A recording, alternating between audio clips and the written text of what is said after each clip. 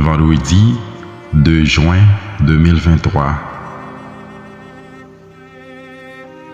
Méditons chaque jour la parole de Dieu à travers ses évangiles.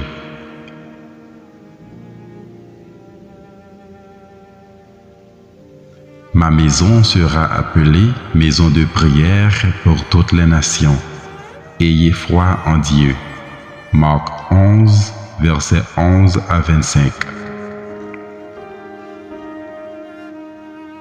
Alléluia, Alléluia. C'est moi qui vous ai choisi afin que vous alliez, que vous portiez du fruit et que votre fruit demeure, dit le Seigneur. Alléluia. Jean 15, verset 16.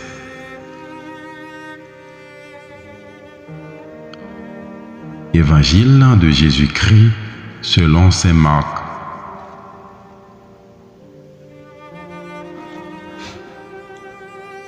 Après son arrivée au milieu des acclamations de la foule, Jésus entra à Jérusalem dans le temple. Il parcourut du regard toutes choses et, comme c'était déjà le soir, il sortit pour aller à Béthanie avec les 12. Le lendemain, quand ils quittèrent à Béthanie, il eut faim. Voyant de loin un figuier qui avait des feuilles, il alla voir s'il y trouverait quelque chose. Mais, en s'approchant, il ne trouva que des feuilles, car ce n'était pas la saison des figues. Alors il dit au figuier, « Que jamais plus personne ne mange de tes fruits. » Et ses disciples avaient bien entendu. Ils arrivèrent à Jérusalem. Entré dans le temple, Jésus se mit à expulser ceux qui vendaient et ceux qui achetaient dans le temple. Il renversa les comptoirs des changeurs et les sièges des marchands de colombes, et il ne laissait personne transporter quoi que ce soit à travers le temple.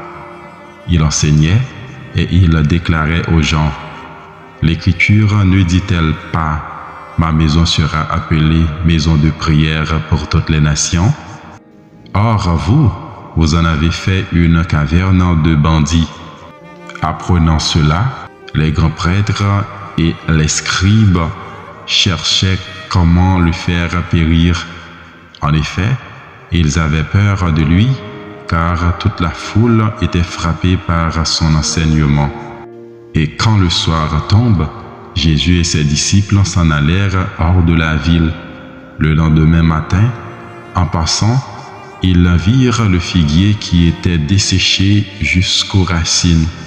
Pierre, se rappelant ce qui s'était passé, dit à Jésus, « Rabbi, regarde, le figuier que tu as maudit est desséché. » Alors Jésus, prenant la parole, leur dit, « Ayez foi en Dieu. Amen, je vous le dis, quiconque dira à cette montagne, « Enlève-toi de là et va te jeter dans la mer », s'il ne doute pas dans son cœur, mais s'il croit que ce qu'il dit arrivera, cela lui sera accordé. Et quand vous vous tenez en prière, si vous avez quelque chose contre quelqu'un, pardonnez, afin que votre Père qui est aux cieux vous pardonne aussi vos fautes. C'est pourquoi, je vous le dis, tout ce que vous demandez dans la prière, croyez que vous l'avez obtenu, et cela vous sera accordé. Acclamons la parole de Dieu.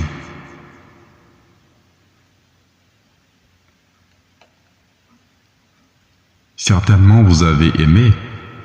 Eh bien, abonnez-vous maintenant, likez, commentez, partagez et surtout activez la cloche de notification pour être toujours au courant de nos nouvelles publications. Bonne journée et bon début de week-end sous la mouvance du Saint-Esprit.